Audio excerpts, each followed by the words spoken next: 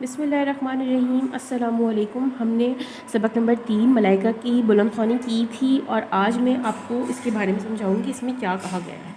سب سے پہلے اس میں بتایا گیا ہے کہ ملائکہ کس زبان کا لفظ ہے۔ ملائکہ عربی زبان کا لفظ ہے، ٹھیک ہے، جس کے کیا معنی ہوتے ہیں؟ جس کے معنی ہوتے ہیں فرشتے۔ ملائکہ کے کیا معنی ہوتے ہیں؟ فرشتے کے ہوتے ہیں، صحیح ہے۔ فرشتے کون ہوتے ہیں؟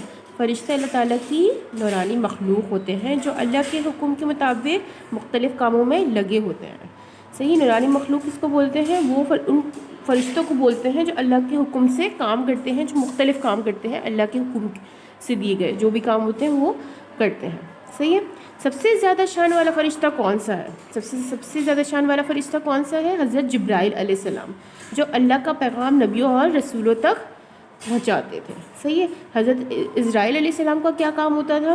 حضرت عزرائیل علیہ السلام کا کیا کام ہے کہ ہر جاندار کی روح قبض کرنا اور انہیں موت دینا، ٹھیک ہے۔ حضرت میکائیل علیہ السلام کی ذمہ داری کیا تھی؟ حضرت میکائیل علیہ السلام کی ذمہ داری تھی جانداروں کو رزق دینا اور ان کے کھانے پینے کا انتظام کرنا، صحیح ہے۔ ہم سب کو جو ہے رزق کون عطا کرتا ہے؟ حضرت جبرائیل علیہ السلام جو ہے وہ اللہ تعالیٰ نے ان کے ذمہ داری لگائی کہ وہ ہر جاندار کے رزق اور کھانے پینے کا انتظام کریں گے، ٹھیک ہے۔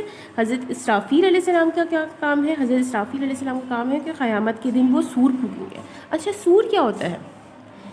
سور جو ہے اس آلے کا نام ہے جس سے خوفناک آواز نکلے گی۔ جب قیامت آئے گی تو سور پھونکا جائے گا جس سے جو ہے وہ بہت خوفناک سے آواز نکلے گی اور سب کچھ ختم ہو جائے گا، صحیح ہے۔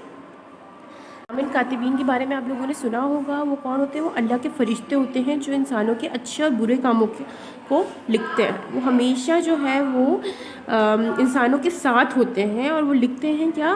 جو ہم اچھے کام کرتے ہیں وہ بھی، اور جو ہم برے کام کرتے ہیں وہ بھی، ٹھیک ہے۔